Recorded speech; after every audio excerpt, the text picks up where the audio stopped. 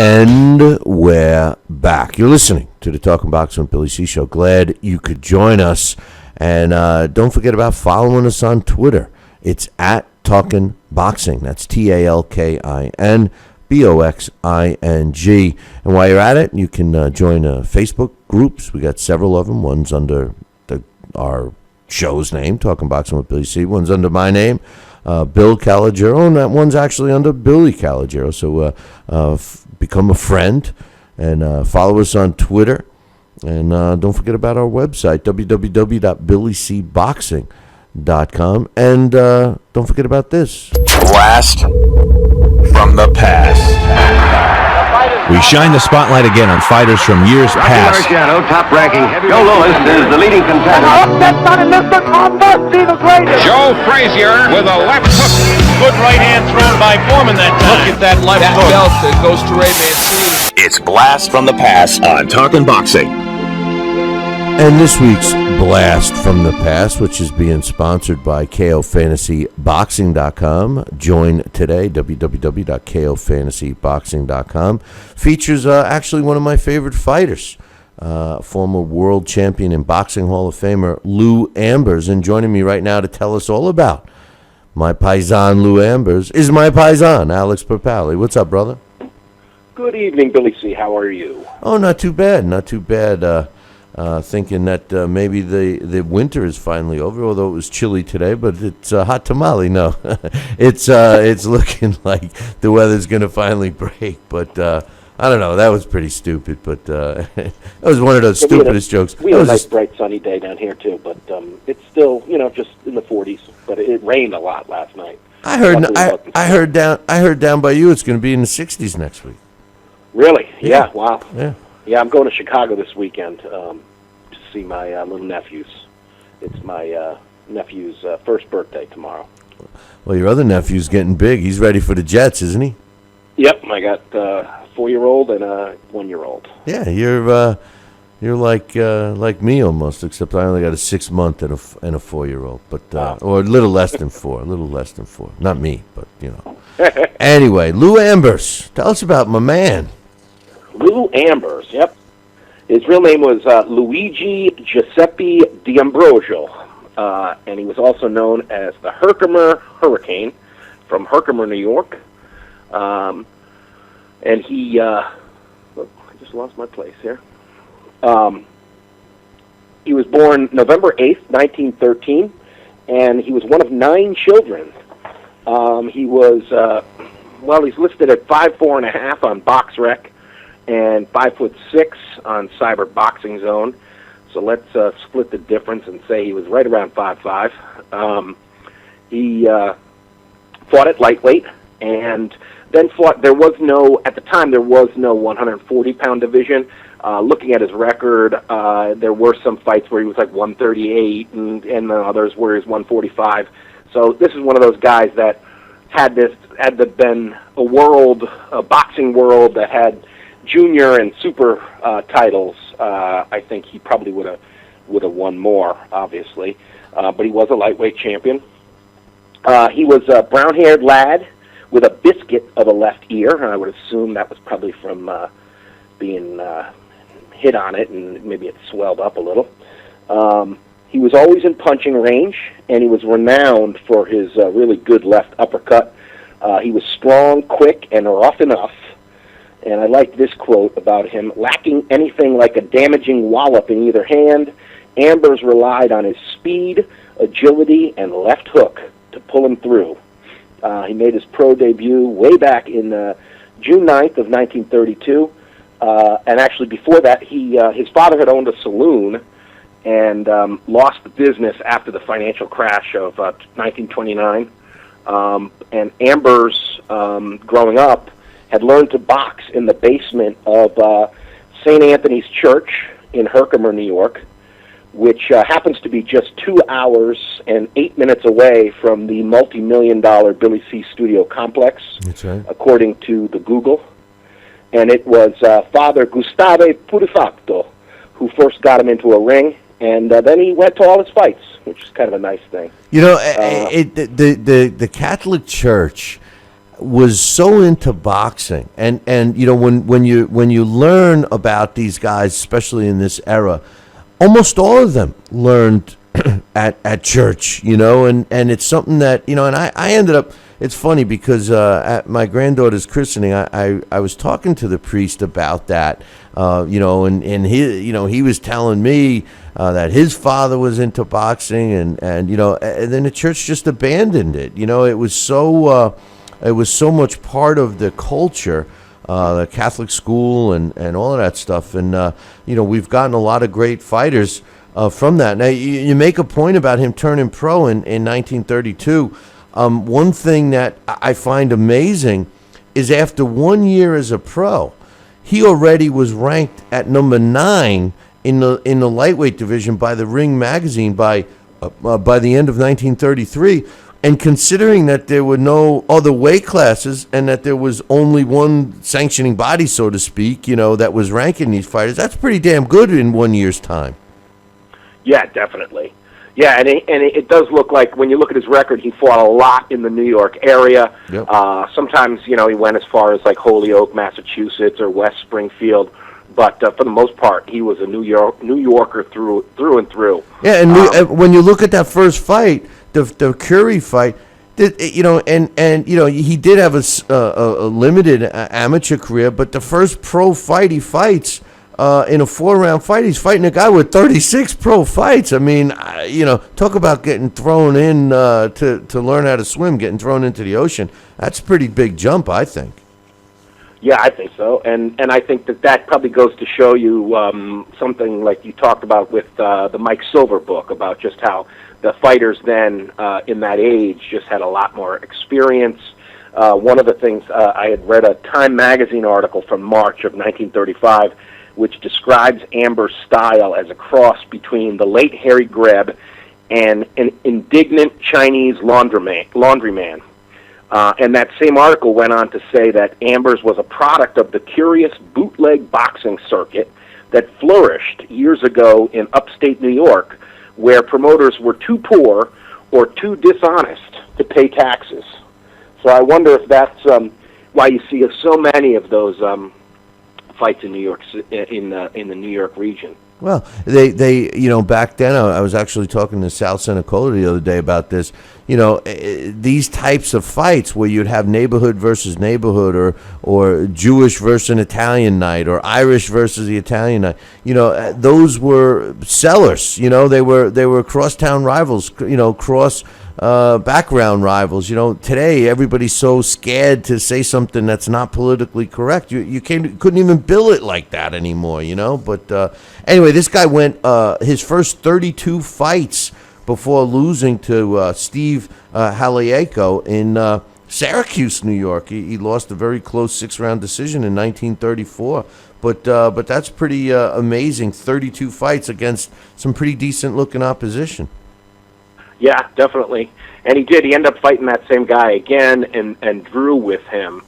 They fought in Rhode Island. Yeah, I mean, he was just a tough guy. I mean, he was also a pretty talented musician. He could play a couple of instruments. And they kind of joke, because eventually he did fight Henry Armstrong. And, of course, Henry Armstrong won 3 titles in 3 different weight divisions.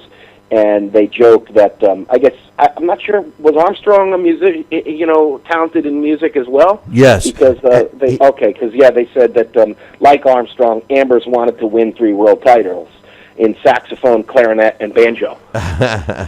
Well, Armstrong actually had been, that 3rd title he won was the one that he won off of Lou Ambers. Lou Ambers fought, he fought his first 32 fights, won them. Then he got that loss. Then he fought 12 more times, and then he got his first world title shot against actually his sparring partner and his idol in Tony Canzonori in 1935.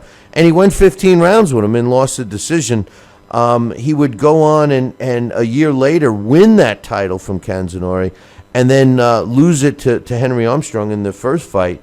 But man, that if anybody gets a chance to watch, I don't know if you got a chance to watch the second fight. Actually, both fights are really good, but the second fight where he regains his title against Henry Armstrong on August 22nd, 1939, was an action-packed fight for 15 rounds. I mean, everybody always looks at Henry Armstrong as, a guy that just was nonstop action, full emotion, and everything else. Well, Lou Ambers was matching the punches with him very well. Did you get a chance to watch that fight? I didn't watch it this week, but I have seen it in the past, and you're right. I mean, that's a thriller. And yeah, he matched up well with guys, and that was the thing with him, is that he was, an action fighter. That was how he got things done, was he just volume punching.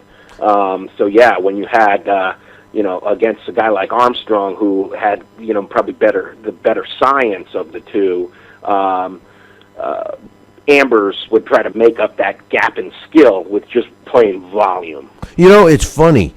I kind of looked at that fight, and I was really analyzing it for just that reason, because Lou Ambers is known for being an extremely smart fighter, an aggressive fighter that is nonstop action.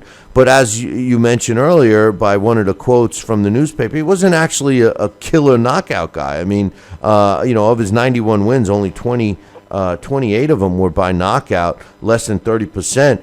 And I watched him fight Armstrong pretty carefully in both of the fights. And Armstrong, who always gets you hear people knock Henry Armstrong as being just an offensive-minded guy.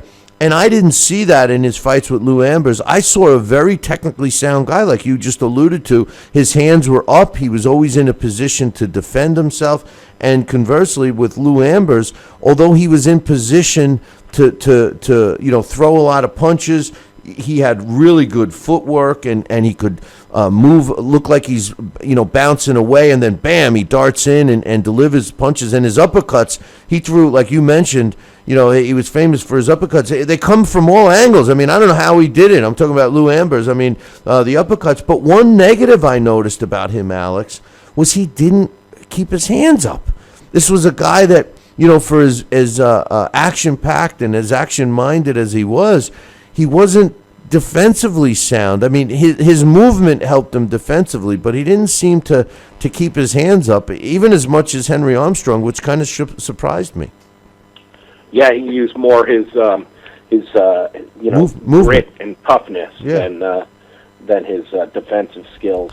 Yeah, in 35, he fought Fritzy Zivik in July, and in that fight he suffered a broken jaw in round 7 and finished the 10-rounder in immense pain. Later, he said, quote, "That's when you're in good shape, when you could go on when there's something wrong." And I think that's true. That's what, we see that every now and then. I mean, this weekend where you had one of the fighters in Frampton Quigg with a badly injured jaw. But yes, you mentioned that the fights of Tony Canzoneri, those were great fights. Canzoneri was the first to regain the lightweight title, and when he fought Ambers was a 3-1 underdog. This is in the first one. Ambers was put down twice in the third.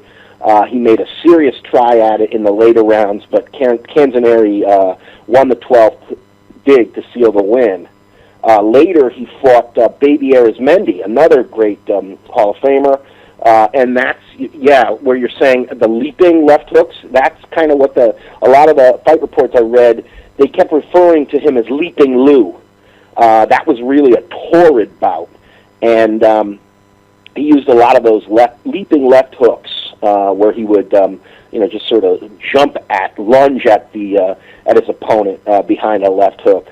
He was a pounding, moving battler in that fight, is how they described him. And you know what else that I really enjoy, like, because I watched a bunch of his fights just in his honor, and how, like, how often, I mean, I wish I had $1 for every time, you hear a boxing commentator say, it's a feeling out round. Both fighters are feeling each other out, and Carl Frampton and Scott Quigg, they had, there was like 6 of those. Yeah, they had up until the 8th round, they were feeling each other out. Well, there's no such thing as a feel out round for Lou Ambers, because Lou Ambers at the first bell, the guy is on you, and to watch him fight. I mean, I strongly recommend if there's anybody out there that doesn't want to go back and watch every one of Lou Amber's fights, watch at least the August 22nd, 1939 Henry Armstrong fight. And if you have the time, watch both of the Henry Armstrong fights,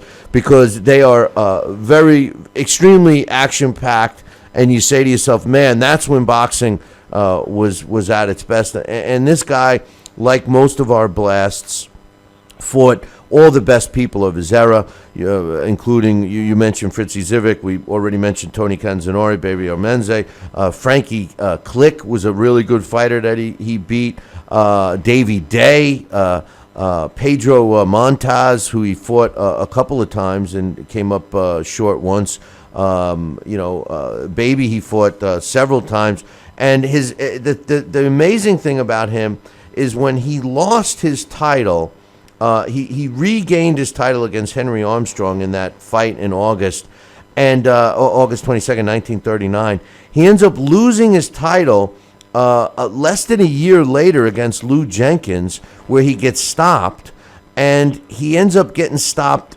He gets a win after that, and then fights Lou Jenkins again with the title on the line and gets stopped, which were incidentally the only two stoppages of his career, and retires at the ripe old age of 28. Alex, this guy had 106 fights, 853 rounds by the time he was 28 years old.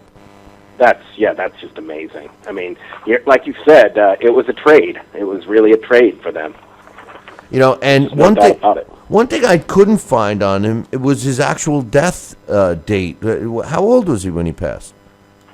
I have, I think it was 81. 81, April 25th, 1995. Huh? Because I did not see his obituary. Because according to BoxRec, he's still with us at 102, and I knew that he had passed away. Interesting about, and I keep telling this to people, but interesting that Rocky Marciano, Lou Ambers was one of his biggest idols. He loved Lou Ambers. Really? Well, that doesn't surprise me, I guess, because, Marciano was sort of a heavyweight version of, of course, he had the incredible power, but in terms of stylistically, they both were that kind of pressure fighter, throwing lots and lots of punches, really just sort of put their chin in against, right next to yours and just start throwing. Yep. There's no doubt. I mean, that's the kind of warrior he was. He did have the misfortune of killing someone after a fight on March 17th, 1936. He knocked out Tony Scarpati in the 7th round, and I guess when Scarpati went down, he fractured his skull. And he was briefly revived in the dressing room, and then he slipped into a coma and died several days later at just 22 years old. He was 1 month shy of his own wedding when he died, but Lou Ambers boxed an exhibition as a benefit for the family just a couple of weeks later. And, it was early in his career, and it does seem that he was able to put it behind him because, he boxed for another 5 years after that. And some of his biggest wins came after that one. I know he retired fairly young, 28 years old, and from what I know, what he did in retirement, he owned a restaurant and a bar, which he did well at. I know that he didn't die broke, but he also did a lot of PR work, but nothing. I couldn't find anything specific. Could you? No, I focused mostly on his fights more so than after boxing. I did see that he was married October 5th, 1939 to Margaret Celio, right in Herkimer. She died just a few years ago in 2009, and I did. Oh, this was a nice quote. In May of 1940, he fought Lou Jenkins. That was the first time they met. The second time they met was his last fight. And I think that's the only guy to ever stop him. Yeah, twice. He stopped them both fights. He was knocked out in 3 rounds. And one of the things they said that Jenkins was awkward and frail to look at, but he hits like murder with his right and homicide with his left. Well, he got it was TKOs because of cuts, right? Both fights. Well, yeah, I just have, I just see. Yeah, TKO, he was so, he sustained a couple of really serious cuts in both those fights. As a matter of fact, the second fight he went longer, but it opened up the original cut. It was some really bad eye cuts, and that might have really been one of the main reasons he left. But I don't know anything specific about his restaurants or what he did in PR, but it appears that he had a pretty successful life after boxing, and it seems that he did okay with his earnings in the ring. You know, we talk about matching him with trying to do a comparison with a modern fighter. I was giving that a lot of thought, and I think of two fighters who recently fought this past weekend. I think he's kind of a better version of Leo Santa Cruz because Leo Santa Cruz is a busy fighter. Or even I think that he's like Terrence Crawford, except he doesn't have as much power as Terrence Crawford. So I think if you could combine those two styles, I think you might end up with Lou Ambers. What do you think? Yeah, I guess I kind of think of maybe, it's hard to think of who. Paulie Ayala comes to mind but he's, maybe newer fans don't know him. He's been retired a while now, maybe a decade. But he was a guy who was a smaller guy, featherweight range, who was just a pressure fighter and threw lots and lots of punches. He stayed in your chest through the whole fight. And he wasn't really a powerful guy, but he'd get you with attrition. I guess that's the kind of guy I think of, but you're right. I think that there are, you can make other comparisons for sure. One of the things that I thought there was a couple of other little notes here that I thought were a little interesting. In the summer of '38, when it was August, and at the time Joe Louis was like considered a god. He had avenged himself upon Max Schmeling just 2 months prior. And he visited the camps. This was before Ambers fought Henry Armstrong. He visited the camps, and he said of Ambers, he looks like the kind of fighter who could make things miserable for you. And one of the things I thought was kind of interesting is in Ambers' camp, he was sparring with Slugger White. And Slugger White was playing the role of Henry Armstrong for him in their sparring sessions. So I always think that's fun when we see guys that we did in the blasts, come up in other blasts. And there's another instance of that, and this was sort of an interesting thing. It was billed as the Carnival, promoter Mike Jacobs' Carnival of Champions, which was Thursday, September 23rd, 1937, and it was 4 big title fights. Everybody's so excited. This is going to be awesome. It was Lou Ambers versus Pedro Montanez, Barney Ross versus Seferino Garcia, Marcel Thiel versus Fred Apostoli, and Sixto Escobar versus Harry Jafra. And of the card, Wow. Unfortunately, Lou Ambers and Pedro Montanez, that was the stinker. It claimed close to being the worst fight for the lightweight championship in the history of the ring. One of the quotes I saw was that Shirley Temple would have been an even bet against both put together. Oh, my God. They said the big crowd put on the Bronx cheer, doubled and redoubled, but it had no effect on the two languid young men who put on a marvelous grab, clutch, and dance act. Wow. So even a fun action fighter sometimes, depending on how he matches up with the guy, he could stink it out. It's funny that Mike Jacob was the promoter for the Armstrong fights, too, the championship fights. But title bout championship game, how'd he fare? He did pretty well. I put him in there against the guy we have number one at lightweight, which is something I think maybe we ought to look at again, although he did just recently fight in December. Mickey Bay is number one ranked on the Billy C Boxing rankings. When they fought the first time, Ambers won. He decisioned him. He was warned for butting in the 10th, but he picked up a unanimous decision, pretty lopsided. Scores were 115-114, and then score of 118-110 and 119-110. And after listening to that Larry Hazard interview, I wonder if the guy who had 115, 114 had the wrong corners mixed up. But when they fought 100 times, Ambers really dominated him. He scored 91 victories. Bay only scored 8 wins, and they drew one time. Of the 91 victories, Ambers scored 21 KOs, and of Mickey Bay's 8 wins, he scored 6 knockouts. And then because he sort of straddled both, he fought from, this is one of those weird things, Bill, because you see a fighter like this, you see so many fights he had at 133, 138, 142.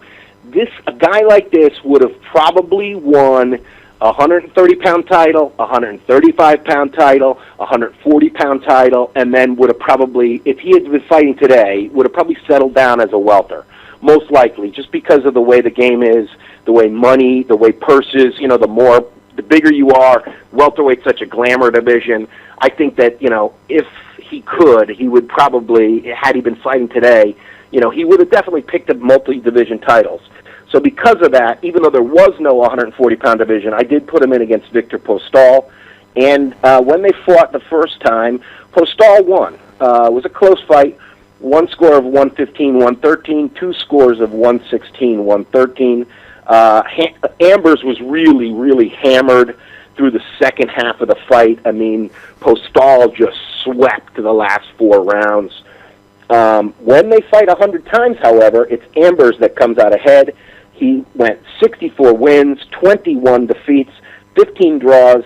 Of his 64 wins, he stopped Postol 15 times, and of Postol's 21 victories, he did score 2 knockouts.